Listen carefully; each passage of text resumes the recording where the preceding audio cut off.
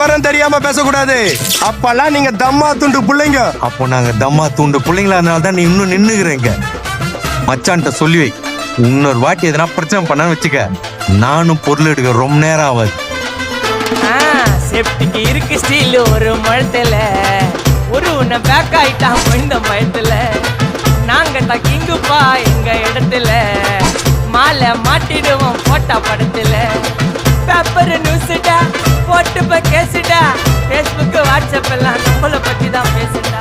சிட்டியே எங்க பேரை சொல்ல